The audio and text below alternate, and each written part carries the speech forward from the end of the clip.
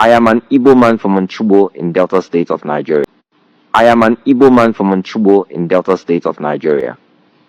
I am a full-blooded Nigerian and have the right to aspire to the highest office in the land. I believe it's morally and equitably right that anybody from a major party to go against this president should be from the South.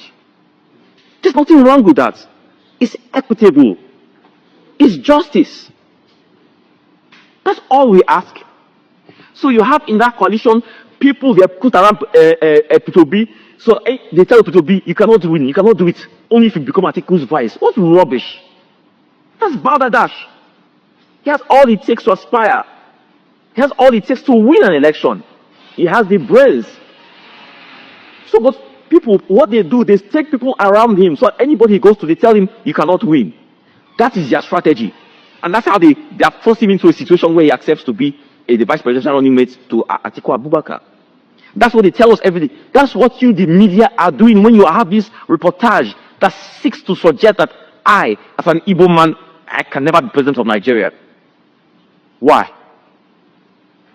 Why? Don't I pay my taxes? Doesn't my Nigerian people say I'm a Nigerian? Doesn't my best excuse say I'm a Nigerian? Why can't I aspire to the highest office in the land? Am I anybody's slave? I play this video not because it's related to what I want to discuss, but I play this video so that you'll be able to understand the point I'm making. This is Dumebi Kachuku, the younger brother to the former Minister of State Petroleum. Yes, Chief Dr. Ibe Kachuku, the Odoguwan of Onchubo Kingdom. This is my own blood brother from the same village. He's from Oboako, while I am from Umoshomi. Obe Ako. See the name where they answer Ako. Ako. Igbo name. Obe Ako. Me, I'm from Obe Umoshomi. Umu Oshomi. But however, I'm not going there.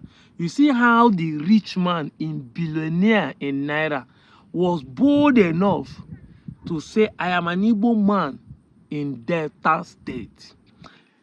There is this confidence the rich have when they declare their Igbo-ness. If you remember one time, it was Ndudi Elumelu that was on the floor of the House of Rep in the National Assembly saying, I am a proud Igbo man. Ndudi Elumelu is a son of Onichuku in our North local government of Delta State. The same clan with us, Umueze Chime, Johnny Charles. He's proud to say it, there is an Igbo man. It was Okowa who said, of course, my name is different, so I'm an Igbo man. It was Patu Tommy who declared himself, Professor Patu Tommy, I'm an Igbo man. I can go on and list the Anyoma sons.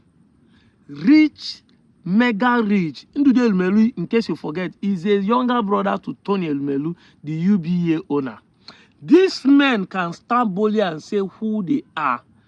But like I said, it is only the poor that keep denying their Igbo-ness. Why? Now, when I talk of the poor, I'm not talking of those who does not have money, because I'm not rich. But when I say the poor in mindset, the poor in knowledge. Yes, because sometimes if you have knowledge, you are rich. Information is money, is key, is data. You can sell it and get money back. But when you are poor in knowledge, when you are ignorant, the poor are mostly the ones who deny their identity. And that is why all of you that come online, check who you are. You will find that either you are poor in mind or you are poor in pocket. Inferiority complex, low confidence, low self-esteem makes you deny your origin.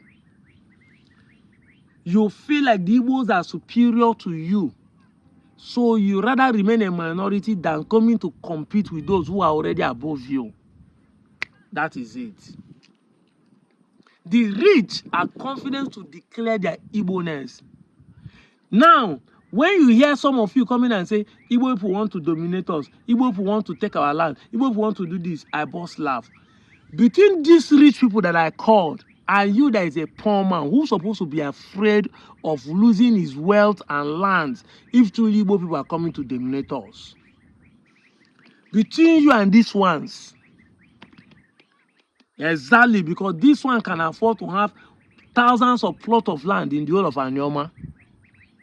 I heard that Obeche, the owner of Rain Oil, has plenty of land he's using for agriculture. So if truly in the next 3, 4, 5 years after the creation of Anyoma State, Igbo people are going to dominate us and take over the land, is it not those kind of rich men that are going to be afraid that even the ones supposed to be speaking or denying their Igbo-ness because they don't want the Igbos to dominate them? But you that does not even have a plot, that is squatting, looking for who will help you, that's supposed to associate yourself with your fellow Igbo-ness, your fellow Igbo brothers to make wealth, are the one deny your Igbo-ness. Ndị Igbo sọchụlụ onwe ya n'ụgbọ, asọrọkwa n'ụgbọ erutere ya. As far as you keep removing yourself from the equation, you will see that other people are progressing and you will never progress. That's why they keep lying to you. Igbo people are doing ritual. Igbo people are doing this. Are there not people who have tried to attempt ritual in our Nyoma, and how rich have they become? But you keep accusing others. Instead of you to come closer and learn from them, their apprentice, what are they doing that makes them rich? Learn the secret and plug into them, because you are an Igbo man. No, you chupo wege nobo. That's why I laugh at those who are going up and down saying they want to sue Ned Nwoko and Akpabio. I both laugh. You want to sue them is not a problem, but the mindset and the reason behind the sue is what I'm laughing at. You are suing a man that the government want to carve a state and join to another state just to call it Southeast. Not that the land is moving, no. Remember, the land is not going to move. It's just a nomenclature that now this place is called Southeast. Fine. You are now angry that they are cutting it to compensate another people because you want to fight for South-South. You have forgotten that out of the 6 states in the South-South, that 4 were cut out from the Eastern region. Yes! If not for rape, if not for wickedness, if not for hatred, if not for your Iberiberis in Namumu, you would have sit down and think through before you make or make a move to judge the case. See, I wish I'm going to be the one to be in the court. I will flood you guys because I saw a lot of ignorant people in it. You people don't reason. You have forgotten that the South-South we are fighting for today, that 4 states in the South-South, we are cut out from the Eastern region and give it to you people. Because those states, Bayelsa, River, Cross River, Akwa Ibom, were all Eastern region before. So if the Igbos truly want to fight, that then suppose even they fight Nigerian government now by suing the federal government that they need to return the South-South region, the 4 states, to them, that they're not supposed to cut it to help the South-South region. That's how it's supposed to be. But live and let live, which is the nature of Igbo man. Bili can bili, ugo belu, ebe belu, in case he baby and go choir. Igbo man nature is live and let live. You have gone, they have left you. After all, there's nothing, you are not stopping them from growing. Yet, you are the one fighting them that you want to sue them for cutting another land from the South-South and give to you. If not like a land grab and a thief, what else do we call you? And you are doing it ignorantly because you don't have basic of your argument. I thank God for the loving peace of the Igbos. And they have keep saying it that the gentleness of a lion does not mean he's weak. The Igbos are lioness. Everybody knows that the Igbos are aggressive and they are ready to fight. But I love the way the Southeastern Igbos have been taking this process of creating a state to this point. Because as it is now, the people around us have frustrated every effort. All they are doing is to make sure that Igbos go there, say, we don't want a Anyoma state.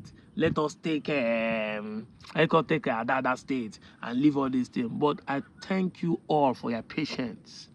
I thank you all for your tolerance. I thank you for your easygoing, for your understanding. I thank you all for the hope and faith you have put in us. I thank you for thoughts so far you have been pushing us. Calmly, Igbos in the southeast are not fighting, they are not causing, they are not protesting, they are not waging war with people who don't want Anyoma City. They are calmly looking at us. They want us to solve this problem by ourselves. I want to thank every Igbo man from the southeast. When I deserve an accolade. If nobody is seeing it, I'm seeing it clearly. Now I can confidently say my Igbo brothers across the Niger are truly loving brothers who understand the plight of their brother on the other side of the river. Because genuinely looking at the situation, all this social media ranting and shouting is enough for some of you to set camera and start making posts. We don't fucking send Anyoma people again. They should go. We don't want them. We need them. Because that is what the people are trying to provoke people to. But so far, since the Anyoma state has been in the pipeline, since the declaration that the state should be choosing, and since some of us in Okwa and Eka are speaking from left to right, you people have maintained that despite that, you want to support the Anyoma people. I've been seeing posts on Twitter, Facebook, not even my platform. Everywhere, everybody's just saying what we want is Anyoma. I'm from Osoka, what we want. And the person that called me this morning, my friend, Ichie promise. He said, Enugu Ezike, Adada will benefit them, but he wants Anyoma. And he grew up in Abo and the Ubodo. He understand what is going on. He said he wants Anyoma. And I see a lot of people, a lot of you from Enugu, from Imo, including some of my brothers from River State. No, mostly those one on the social media saying they want to support Anyoma. I thank you all. But you see the minority tribes, is shocking. I'm also happy for the Urobos who are happy for what is going on, because for the fact that some Urobos have not come out to say they are against Anyoma being created, I really want to thank you guys. Urobo is running for the Shekiri.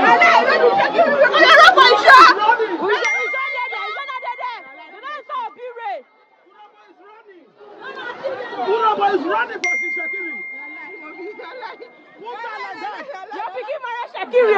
Urobo is running. Why you say that they run? The Urobo is running for the Shekiri. The Urobo is running. The beauty of what we are doing is that everybody will have opportunity to start all over again in the old Delta state. When the state is divided now, we will have the old Delta state and the new one, which is going to be Anyoma. So everybody, whether the old Delta state, which now become new Delta state, and the Anyoma people, will have the opportunity to start all over again. It's like overhauling or resetting of the state. We have the opportunity to, the new Delta people have the opportunity to start building fleshly, start building newly, because they're going to build government house, build better airports. So they have opportunity to start building afresh and plan themselves upward. The same thing with us, the Anyomas. And I want to thank you all for always standing by. You know, somebody sent me a post and said, look at the Urobos. That's why we need to leave. Oh. See, as the Urobos are even fighting themselves with the Shakiri. We understand this thing. The crisis has been there in Warri. But that is not the reason why we want our own state.